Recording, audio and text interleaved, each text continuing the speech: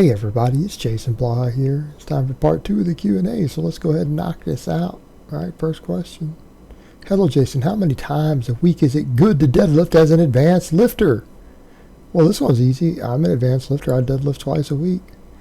I have a heavy day and I have a speed day. Right? Deadlift twice a week. And you know what? That should give you everything that you need.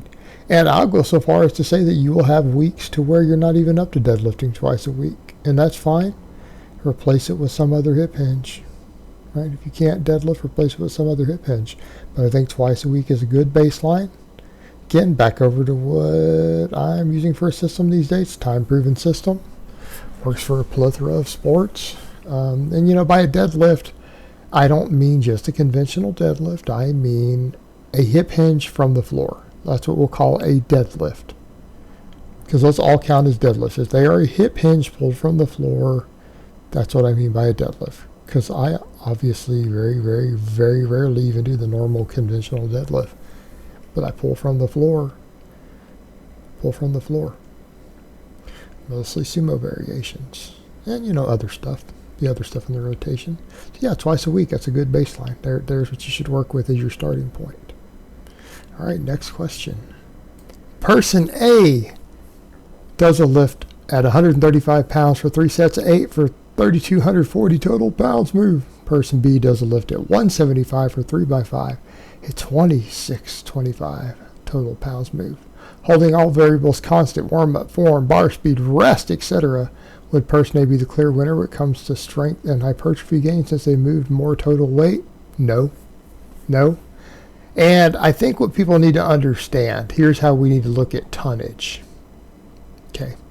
Let's look at tonnage in terms of recovery, not necessarily stimulation. What?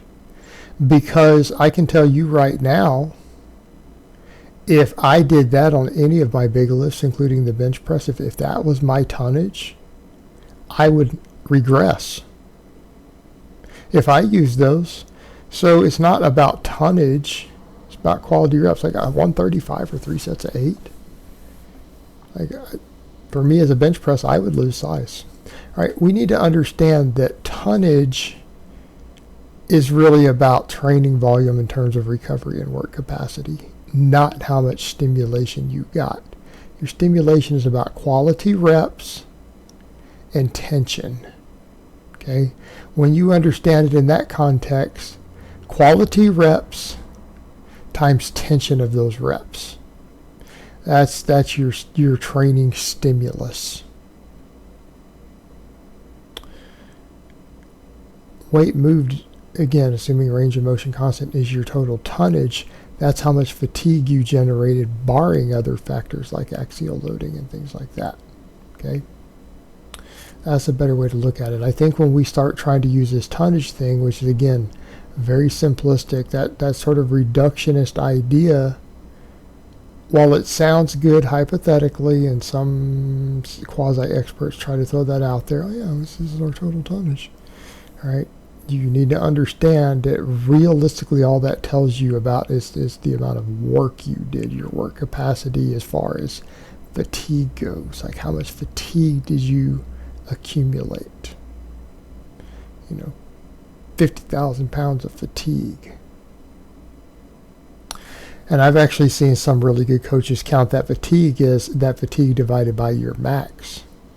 So if your max is 500 pounds, you should be able to accumulate X amount of fatigue before you start overreaching on those lifts based on your max. So that's your fatigue. The actual stimulus is the quality of the reps. Rate of force production, reps in reserve, how close they got to failure, in context of the amount of tension the muscle was subjected to. All right, that's what matters. So no, that's absolutely not true. Which one's going to make you stronger? The one with the heavier weight. Even if hypertrophy is equal, you're going to get slightly better strength gains from the heavier weight, hypothetically. All right, next question. If you have low back pain and hamstring pain during deadlifts, what would be the best route to correct this issue? Back off your deadlifts for a hair. Work on your abs a lot more and work on your hamstrings. Okay? Work on your hamstrings. In fact, training your lower back will help with the hamstrings to some extent because it'll improve some of your work capacity on those. But you probably need to do a combination of additional ab work, additional lower back work, additional hamstring work, and back your deadlifts down a hair, then bring it back up. Because it's not good. You shouldn't be having low back pain. In fact, you're probably lifting with horrifically bad form to have low back pain, combined with weak abdominals. Okay, that's a bad combination. It's a bad combination. You strengthen your abs, and you need to get whatever's wrong with your deadlift form dialed in. You got a leverage problem. You're doing some touch and go, stuff like that. Okay. The hamstrings hurting or potentially tearing hamstrings is a combination of hamstring weakness, oftentimes combined with terrible low back work capacity. You need to fix those things. There's your solution. Get those dialed in and then come back and pull more. Another reason I have all my people do tons of ab work these days. You know what? We could argue about the usefulness of it. We can argue that these exercises load the abs. They load the core. And they do. Alright, ab work is easy to put in. It's very easy to recover from.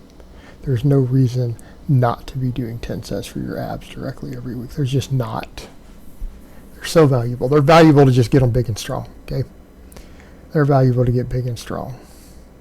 Like even the excuse of, I don't want my waistline to grow. I don't want my waistline to grow. You need to suck it up and quit being silly. You're scared that your waist is going to be too big because you gained 1/8 of an inch extra muscle in your abdominals. Do more upper back work to get a bigger V-taper. Problem solved. Right? There's your solution. Quit worrying about it.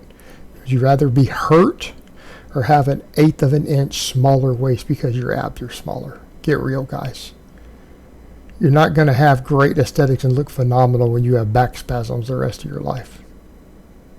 We need to end this stupidity. That's what it is. The aesthetics world is just stupidity. That's the sort of silly crap they come up with. That this is not helpful. This gets you hurt. Not training your abs because you don't want them bigger. All right. This is a recipe for disaster. It's how people get hurt in the real world who are in shape and think that they're in shape, so they go do something in the real world and then they pull their back because they're weak. All right. This nonsense has to go. Train your abs. Train your abs and train your hamstrings. All right, next question and last question of the week. Jason, how much time is too much time in the gym for a full body workout? This is for a person who works 12-hour shifts, 4 shifts, and 4 days off. I hit a workout on my 3rd shift and my 3rd day off work, so I'm getting full body every 4 days. I primarily use reverse pyramid training for 2 compound exercises and some volume exercises like 3x5 towards the end of the workout for weakness exercises like squat, close grip, bench press, etc. Depending on whether it's workout A, B, or C. It's not ideal, but I have been consistent for many years, all the best, coach. There's just no way to answer this question, brother. This is the sort of question, that people ask and they mean well, but this is actually the sort of thing that if you haven't done extensive amount of looking at training programming, you don't know your body, you are basically going to have to almost hire a coach to figure this out. Like this is a sort of thing that it would literally take me with a client weeks to figure out. Because you're on a weird rotation with your training, you're on a weird rotation with your work schedule, and you've got to work around it. But what I will say with this is that normally I might put limits on how long you should be in the gym with a full body, but you know what? That's going to depend on your work capacity. It's going to depend on your work capacity. But you're also only training 2 days a week. So if you're only training 2 days a week and still, 4 12-hour shifts, but then again it's 4 on, 4 off, you're averaging about 40 hours a week. That's a normal full-time job.